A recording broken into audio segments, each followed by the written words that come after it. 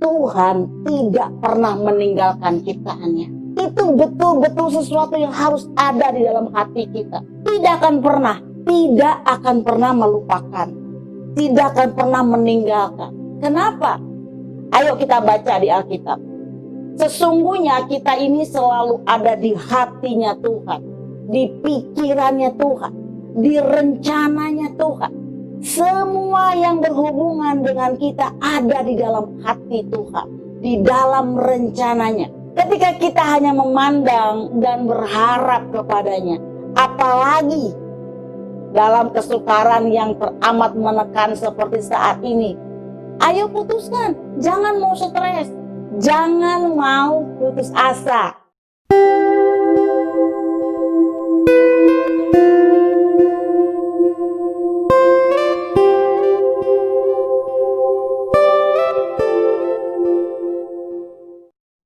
Halo kamu yang ada di luar sana, apa kabar? Saya sangat mengerti kalau saat ini semua orang sedang berjuang bagaimana bisa bertahan hidup. Dalam keadaan yang serba sulit seperti saat ini, mungkin kebutuhan hidup begitu meningkat, harga-harga melambung tinggi, semua yang berusaha sedang stuck, sedang berdiam diri.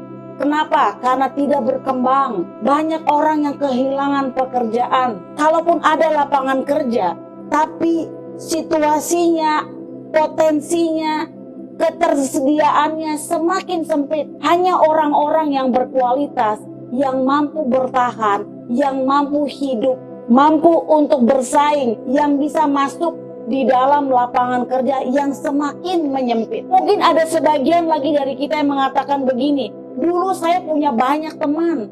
Sekarang orang-orang itu, teman-teman itu, katakanlah sahabat-sahabat kita, pergi meninggalkan kita. Atau mungkin saat ini kamu yang ada di luar sana sedang sakit, tidak ada orang yang menjenguk. Kita merasa bahwa kita sendirian. Penyakit ini gak kunjung sembuh. Semua tadi yang kita sebutkan membuat kamu stres dan putus asa.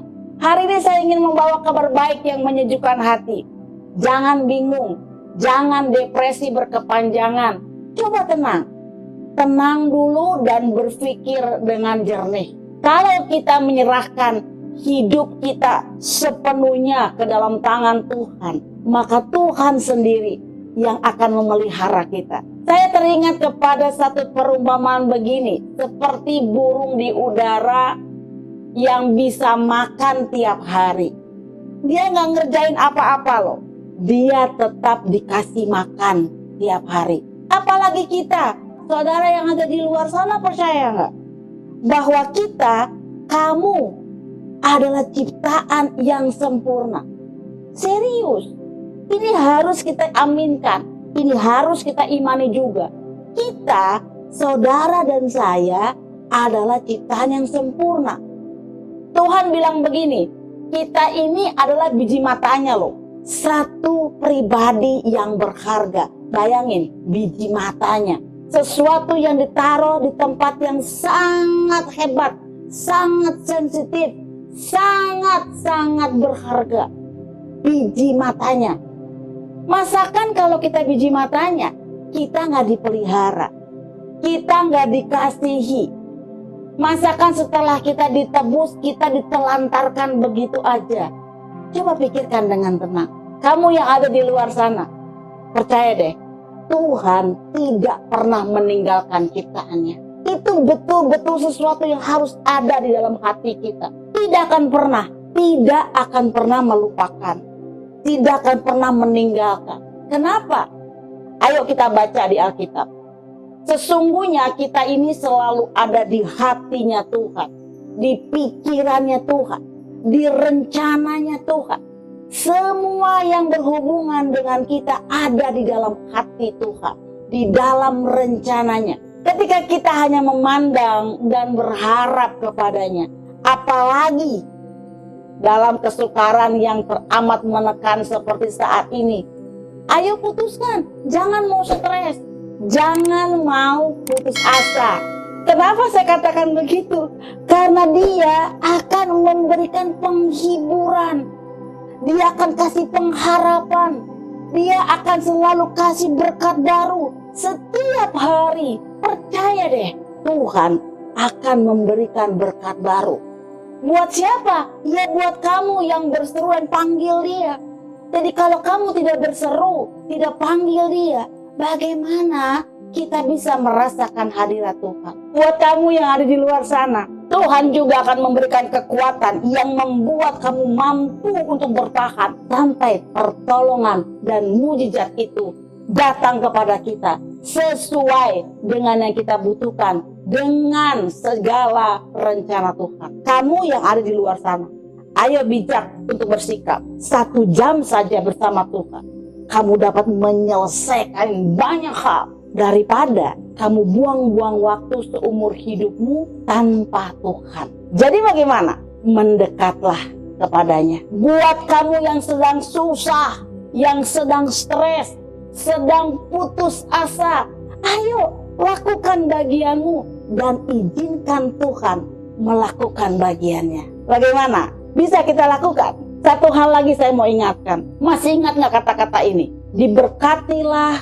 orang yang mengandalkan Tuhan. Kalau dia katakan begini, yang menaruh percaya kepadanya, menaruh kepercayaannya sungguh kepadanya. Sebab katanya, dia akan seperti pohon yang ditanam di dekat aliran air. Dia katanya akan selalu menghasilkan buah. Buahnya itu selalu ada pada musimnya. Daunnya gak pernah layu. Dan apa saja yang diperbuatnya pasti berhasil. Tapi dengan syarat kalau kita ada di dalam hadiratnya. Kita masuk di dalam rencananya. Jadi buat apa stres? Buat apa putus asa? Buat apa kita memutuskan untuk susah, bersedih, murung terus? Ayo bangkit. Ingat, kamu dibentuk menjadi kuat justru melalui kesukaran, tantangan, perintangan. Bahkan Tuhan mengizinkan ada air mata di dalam kehidupanmu. Semua itu untuk kebaikanmu, menjadikan engkau kuat. Jadi buat kamu yang ada di luar sana, izinkan saya mengatakan begini. Kamu hebat, kamu luar biasa, kamu pasti berhasil. Tapi, ada tapinya loh, menurut cara dan aturan Tuhan. Ayo jangan bersedih, dengarkan video ini dan aminkan dan imani. Tuhan Yesus memberkati engkau.